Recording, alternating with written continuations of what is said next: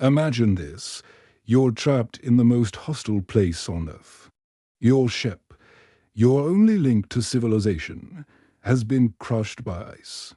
You and your 27 crew members are stranded on a shifting, frozen sea, thousands of miles from home.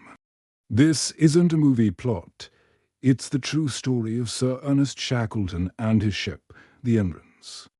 Welcome back to our channel. Today, we're diving into one of the most incredible survival stories ever told. It's a tale of leadership, resilience, and the unbreakable human spirit.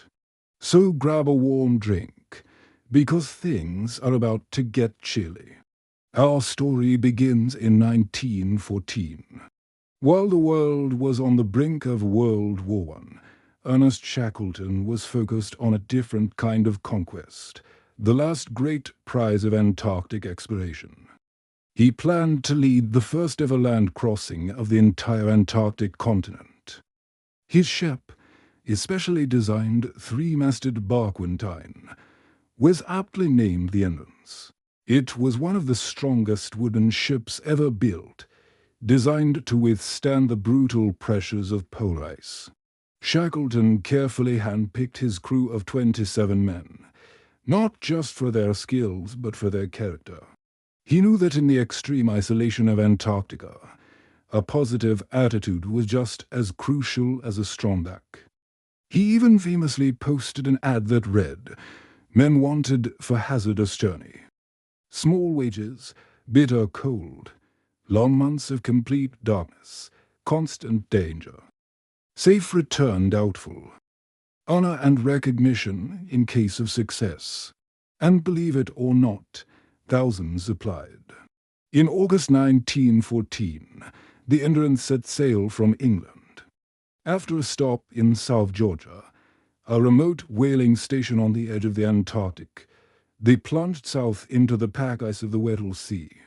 This sea was notorious. Whalers called it Ice Trap Sea for a reason. The ice was thicker and denser than anyone had anticipated. Slowly, painstakingly, the Endurance pushed its way through the labyrinth of ice. The crew worked tirelessly, but the further south they went, the tighter the ice pack became. Then, in January 1915, just one day's sail from their intended landing site, the ship got stuck. The ice closed in round the Endurance like a giant frozen vice. At first, the men were optimistic. They hoped the spring thaw would release their ship. They passed the time playing football on the ice, racing their sled dogs and maintaining a strict routine to keep their spirits up. Shackleton, known to his men as the boss, was a master of morale. He made sure everyone was busy, well-fed, and felt part of the team. But as the weeks turned into months, the situation grew dire. The Antarctic winter descended, plunging them into 24-hour darkness. The pressure of the ice on the ship's hull was immense. The men could hear the timbers groaning and creaking, a constant, terrifying soundtrack to their isolation.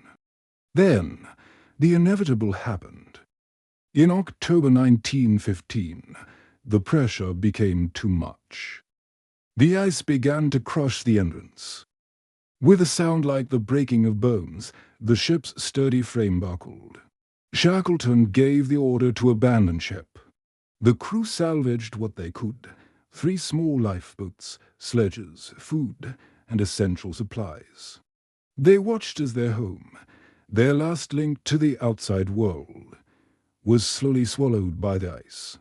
They were now castaways on a floating, unstable ice floe in the middle of the Weddell Sea. Their mission of exploration was over. A new mission had begun: survival. They established a makeshift camp on the ice, which they named Ocean Camp. Their lives were now dictated by the drift of the ice. They were completely at the mercy of the currents, slowly being carried north. Shackleton knew they couldn't stay on the floe forever. It was only a matter of time before it broke up beneath them. Their only hope was to reach land.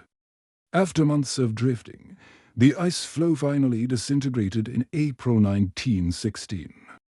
The men were forced into their three small, open lifeboats, the James Caird, the Dudley Docker, and the Stankham Wills.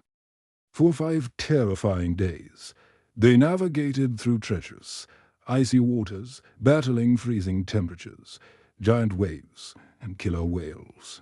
They were soaked to the bone, suffering from frostbite and seasickness, but they rowed on. Miraculously, they spotted land. It was Elephant Island, a desolate, uninhabited shard of rock and ice. It was the first time they had stood on solid ground in 497 days. But their ordeal was far from over.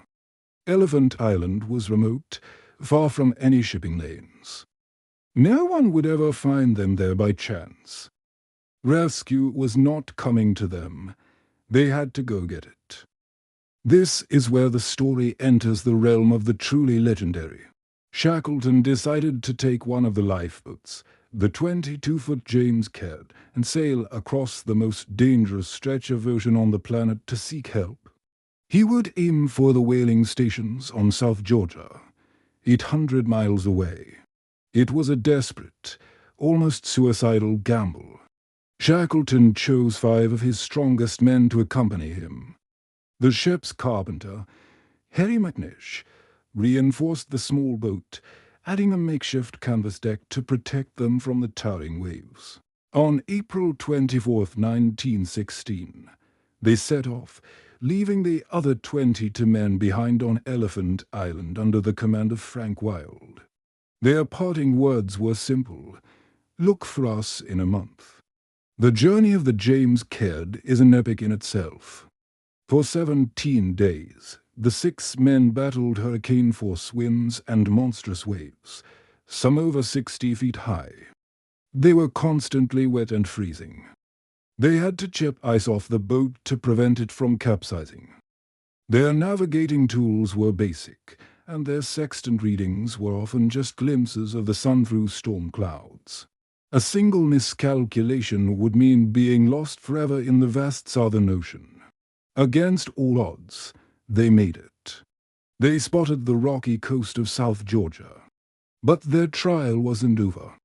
The storm had pushed them to the uninhabited south side of the island. The whaling stations were on the north side, separated from them by a jagged and mapped mountain range covered in glaciers. The James Caird was too battered to risk sailing round the island. So Shackleton made another impossible decision. He, along with 2 other men, would cross the island on foot. This was a feat no one had ever attempted. With nothing but 50 feet of rope and screws pushed through their boots for grip, the 3 exhausted men began their trek. For 36 continuous hours, they climbed treacherous peaks and navigated deadly crevices, with no sleeping bags and barely any food. It was a final, desperate push fueled by pure willpower. Finally, weary and frostbitten, they stumbled down the other side of the mountains and heard a sound they hadn't heard in nearly 2 years, a steam whistle from the Stromness whaling station. They had made it. The whalers who saw them were stunned. They looked like wild men, with long, matted hair, blackened faces from blubber smoke, and ragged clothes. When Shackleton identified himself, the station manager, who knew him from his previous visit, broke down and wept. But Shackleton couldn't rest. His first thought was for the 3 men left on the other side of the island, and the 22 men still waiting on Elephant Island. He immediately organized a rescue for the men on the south coast. Then, the fight to save the rest of his crew began. It took 4 attempts over 3 agonizing months. 3 times, rescue ships were turned back by impenetrable sea ice. Shackleton never gave up. Finally, on his 4th try aboard a Chilean tugboat, he broke through. As they neared Elephant Island, Shackleton scanned the shore with his binoculars. He counted the figures on the beach.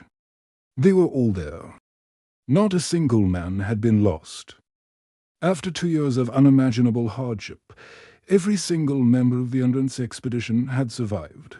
The story of Shackleton and the Endurance isn't one of conquest or victory in the traditional sense.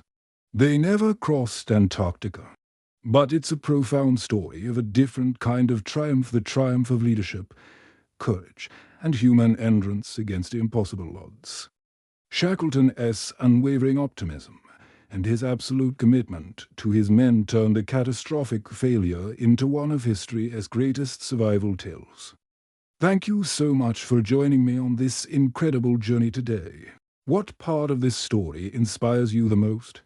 Let me know in the comments below.